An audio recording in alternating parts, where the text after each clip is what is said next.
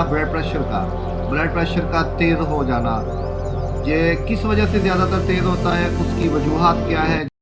अस्सलामु अलैकुम वरहमतुल्लाहि वबरकातुहू वस्सलातु वस्सलामु अला रसूलिल्लाह अम्मा बाद फ़ाऊज़ु बिल्लाहि मिनश शैतानिर रजीम बिस्मिल्लाहिर रहमानिर रहीम। जी नाज़रीन कराम, उम्मीद करता हूँ कि आप सब खैरियत से होंगे। अल्लाह ताला आपको सेहत वाली और ईमान वाली ज़िंदगी अता फ़रमाए। आज एक अहम मसले की तरफ आते हैं। ये है मसला ब्लड प्रेशर का तेज़ हो जाना। ये किस वजह से ज़्यादातर तेज़ होता है, उसकी वजूहात क्या है, ये सब मैं इंशाल्लाह आपको इसके बारे में बताता हूँ।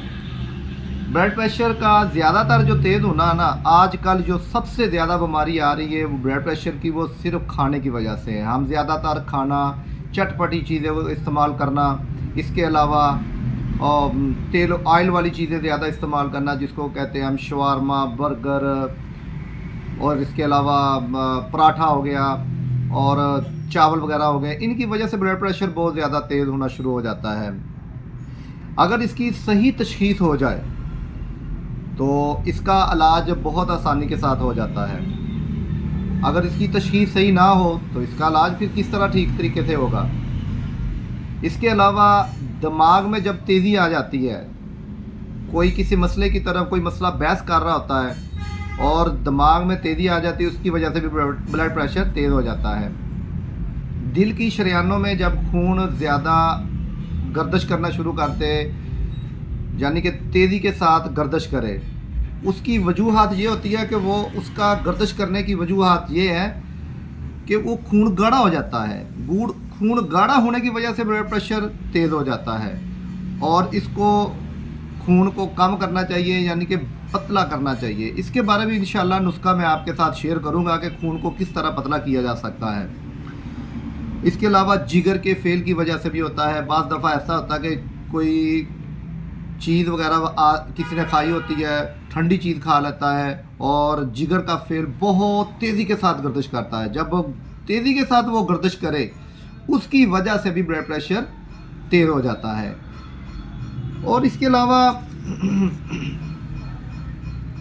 बेचैनी सी होती है। ब्लड प्रेशर जब तेज़ होता है बेचैनी होनी शुरू हो जाती है, नींद का कम आना भी होता है, सर में दर्द होना शुरू हो जाता है, जो कंधों के जो पट्टे होते हैं यहाँ पे बहुत ज़्यादा सख्ती आनी शुरू हो जाती है, यानी बहुत ज़्यादा खिंचाव आता है।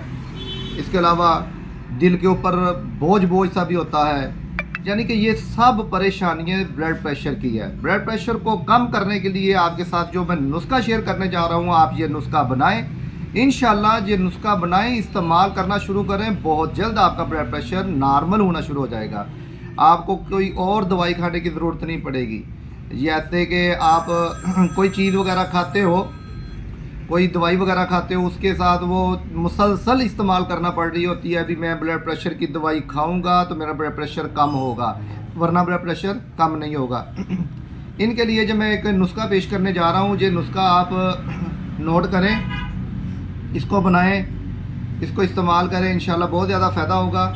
और ये नुस्खा कोशिश करें कि आप इसमें एक ख़ास जो चीज़ है ना, वो संदल की है। इसमें संदल जो बूटी है ना, वो आपने ओरिजिनल लेनी है। अगर वो ओरिजिनल होगी, जो नुस्खा आपका बहुत तेज़ी के साथ काम करेगा इंशाल्लाह। अगर वो ओरिजिनल ना होगी तो ब्लड प्रेशर काम नहीं से वो जो नुस्खा जो है ब्लड प्रेशर को कम करने के लिए काम नहीं करेगा। इसके अलावा मैदे का ज़रूर ख्याल रखिएगा, गैस को ना होने देना। जब जो गैस हो जाती है, मैदे में तज़ाबियत हो जाती है, ब्लड प्रेशर भी बढ़ना शुरू हो जाता है ना, उसकी वजह से ये गैस की बीमारी जो रहती है वो भी ब्लड प्रेशर को ज़्यादा करती है। इन सब चीज़ों के लिए मैं एक नुस्खा आपके सामने पेश करने जा रहा हूँ, आपके सामने हाज़िर खिदमत है। अब नुस्खे की तरफ आते हैं, आप नुस्खा नोट फरमाएं। नाज़रीन कराम, ये देखिए, ये संदल, इसका आपने ख्याल रखना है। ये जो ओरिजिनल चीज़ आपने ये लेनी है। ये संदल, इसमें बहुत ज़्यादा क्वालिटियाँ आ रही हैं।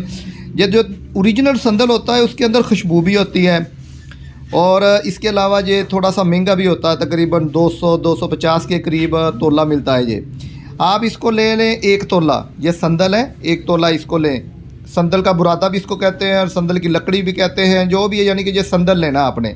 इसके बाद आ जाए, ये है चंदन खुर्द। चंदन खुर्द ये आप ये भी 1 तोला लें। चंदन खुर्द ये 1 तोला ले लें।